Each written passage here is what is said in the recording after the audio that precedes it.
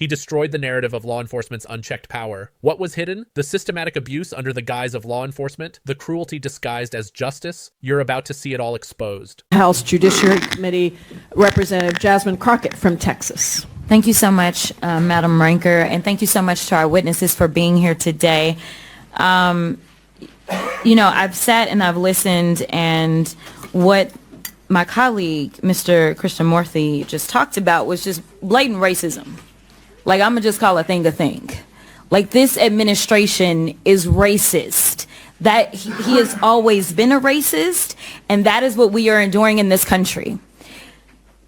Let me give you some facts behind this racism, and they get mad when I say the things that I say, but I will not stop speaking the truth. Number one, I said that what we were experiencing in this country felt like what I would imagine slave patrols to look like. And frankly, anybody that knows anything about slave patrols, this is exactly what it was like. We're talking about lawless people that are going around with no warrants or anything, and it's all about rounding people up and disappearing them. That is what's currently taking place. And interestingly enough, even though modern day policing was born out of slave patrols, when I was speaking with one of my friends who is a federal law enforcement officer, he told me that one of the things that he has observed is that the culture is created at the top. And when I think about it, it absolutely makes sense. If you have somebody at the top that will not tolerate the types of things that we're seeing, then maybe those under you won't do it. But we know that we have a racist at the top. He has called himself the head law enforcement agent in this country, and therefore everybody has decided that it is okay to take off their hoods and mask up as ICE agents. Now, we've talked about how they have hidden themselves, but again, it reminds me of the Klan. That is why I proposed the Clear ID Act, to make them identify themselves, because it is dangerous for law enforcement as well as individuals, because you don't know, especially with ICE going around and doing the things that thugs do. They're busting out windows, they're breaking into homes, they're breaking people's arms. This doesn't sound like law enforcement, it sounds like thuggery to me.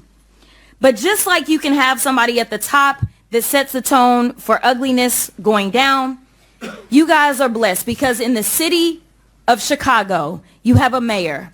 You have a mayor that has decided that he will not back down, he will not bend to this administration, and instead he will stand up for the people. You have a man of valor that is going up against a villain, and I think that we have to make sure, especially while we're in his city, that we recognize his leadership, because it is invaluable. Now, some people think that this is all about Chicago.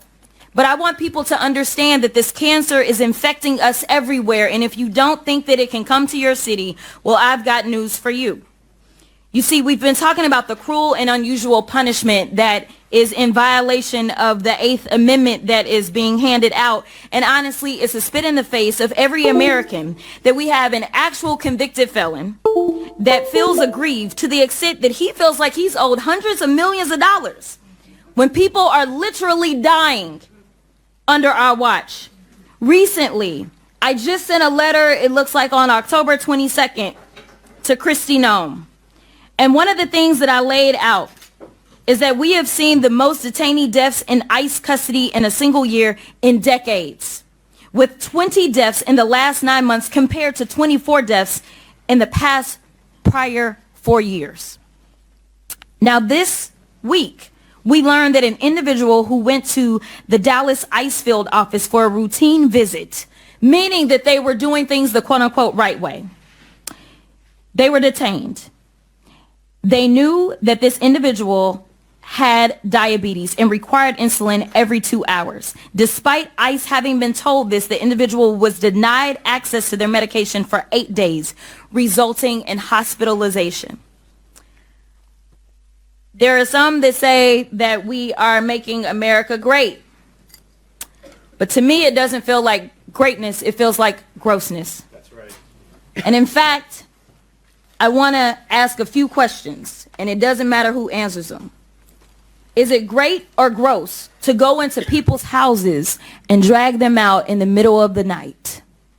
Gross.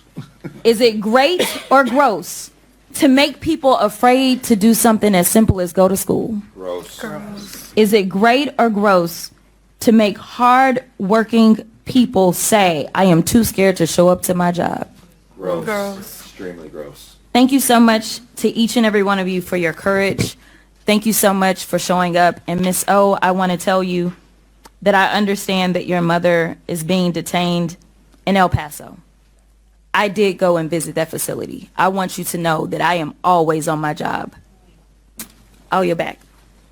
Thank you so much, What you just witnessed was more than just a political statement. It was an urgent call to action. Representative Jasmine Crockett, with undeniable passion, took a sledgehammer to the narrative that has long protected the powerful, dismantling the sanitized image of law enforcement with shocking clarity. The evidence she presents is damning, and the emotional toll it's taken on those who've suffered under this system is heart-wrenching. In her statement, she doesn't just address the issue of corruption, but the institutional rot that allows such cruelty to persist. The lawless actions of ICE agents, which Crockett likens to the behavior of thugs rather than law enforcement officers, are allowed to continue unchecked because those at the top are complicit. She doesn't just name the corruption, she exposes it for the world to see, showing how the culture at the top sets the tone for everything that follows. Crockett's words are a direct confrontation of the system. The racist policies perpetuated by this administration, the deaths in ICE custody, and the despicable actions that have led to the suffering of so many. These are not isolated incidents, but symptoms of a larger disease that is infecting the country. And what's more horrifying is the complete lack of accountability from those at the helm of this operation. Is this the America we want? The one where people are dragged from their homes in the dead of night, too scared to go to work or afraid to send their kids to school? It's not greatness, it's grossness. The real victims here are the innocent people caught in the crossfire of an administration that prioritizes its own power over the well-being of its citizens. 20 deaths in ICE custody in a single year, and the story of a man denied insulin for 8 days to the point of hospitalization. This is not just a failure of leadership, it's a complete abandonment of humanity. We are watching a system that's designed to protect itself, no matter the cost, to those it was supposed to serve. The people are the ones who are suffering, and the institutions protecting the wrongdoers must be held accountable. No one is above the Constitution. This is more than just a political debate, it's a moral crisis. We cannot stay silent while this continues. Share this video, share this truth. We need to stand together, call out corruption, and demand change. The time for silence has passed. Subscribe, share, and stay loud. The fight is just beginning.